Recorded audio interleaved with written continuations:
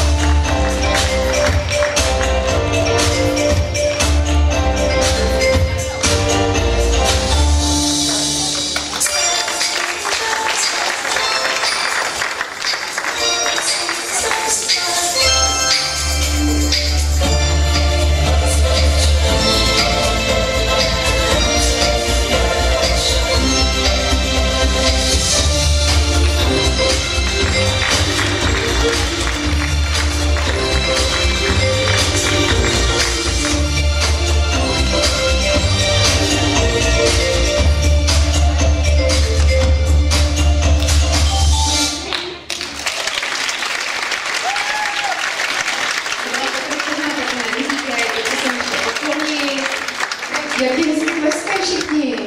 To nemůžeš takhle upít, si tě potřebuji užít taky trošku.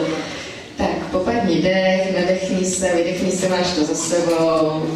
Teď už se bude jenom čekat na výsledky, už nic horšího nepřijde. Hlavu ti myslím taky nikdo neutrhne, tam se na tebe všichni smějou a jsou spokojení, palce nahoru, paráda.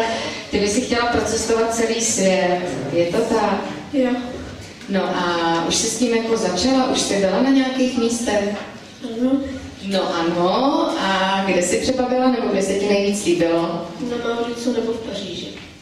Ty jsi byla v Paříži, tam jsem nebyla, na Mauricu jsem taky nebyla. A byla jsi na Eiffelovce? Ano. A co, je to wow? Jo. No, to máme nejradši, když děláte s někým rozhovor a on odpovídá ano, ne. To je velmi patová situace. Dobře, tak to jsme probrali téma svět. Perliček máme spoustu, to by bylo na dlouho, tady zrovna asi taky nebudeš. Tak, poledancové vzory. Romana Zahálková a Roženka Kunstýřová. Romana Zahálková a Roženka Kunstýřová. Tak vypadá to, že v poledancu míříš opravdu vysoko a to je dobře, protože když máš velké cíle, tak pak je větší šance, že tam dojdeš. Já ti držím palce.